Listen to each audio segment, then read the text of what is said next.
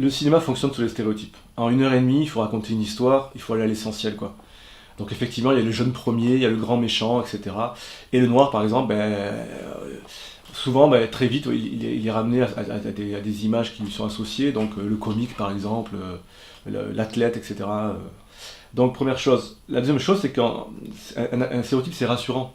C'est-à-dire que ça renvoie toujours à des choses qu'on croit connaître des gens, et ça permet comme ça d'être rassuré rapidement sur... Donc la question de un producteur qui met un noir et un arabe dans un film, effectivement, il va pas effrayer les gens, quoi. Il va plutôt les rassurer, c'est le principe. On va au cinéma pour se divertir et pour être pour être rassuré, ouais.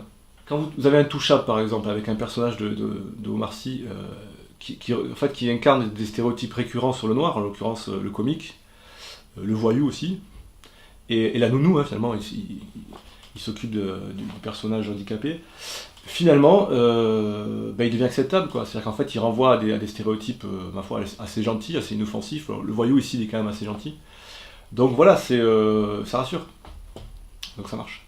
Si on prend le cinéma américain, effectivement, on est passé par des stéréotypes, des contre-stéréotypes. Aujourd'hui, on est dans une sorte de normalité, quoi. Aujourd'hui, un acteur noir à Hollywood, il peut jouer n'importe quel rôle, ce qui n'est pas le cas en France. Le vrai problème du cinéma français, c'est que, comme je disais, on est encore sous la nouvelle vague. On fait un cinéma qui est quoi? Qui est parisien, qui parle des problèmes existentiels de petits bourgeois de 30 ans, ou, voilà, qui ont des problèmes, voilà, qu'est-ce que je vais faire, enfin, et du coup, c'est pas à l'image aussi d'une société, d'une société métissée, une jeunesse métissée, précaire en plus, hein, parce qu'on n'a pas la chance de nos parents, je suis désolé, on est la première génération, enfin je mets dedans, j'ai 40 ans, mais on est la génération quand même du chômage, enfin, de la précarité, c'est évident.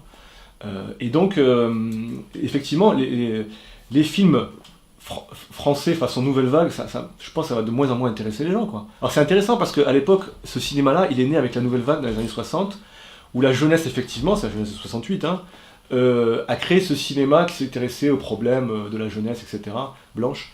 Et à l'époque, c'était révolutionnaire, mais cette génération, elle est has-been, quoi. Aujourd'hui, la révolution, c'est plus eux, quoi, tu vois, c'est leurs problèmes d'intellectuels, etc. C'est la génération précaire, c'est la génération métissée, voilà. Et donc les films, bien sûr, je pense qu'à l'avenir, ils vont être de plus en plus dans ces propos-là, c'est évident. En fait, ça pousse depuis des années, moi je l'entends, hein, les réalisateurs m'en parlent, etc. Ça pousse, mais voilà, la nouvelle vague, il y a un copain qui avait ce terme, il parlait de la nouvelle vibe, c'est marrant, pour dire cette nouvelle génération métissée qui arrive, qui culture hip-hop, cinéma guérilla, fait avec les caméscopes, etc. Bon, il y a quelques cinéastes qui émergent des banlieues comme ça pousse, mais bon, ça résiste en face, hein. La créativité vient de là aussi, hein. Je pense qu'elle vient des périphéries, ça a toujours été comme ça l'histoire de l'art. La créativité vient toujours des marges, quoi.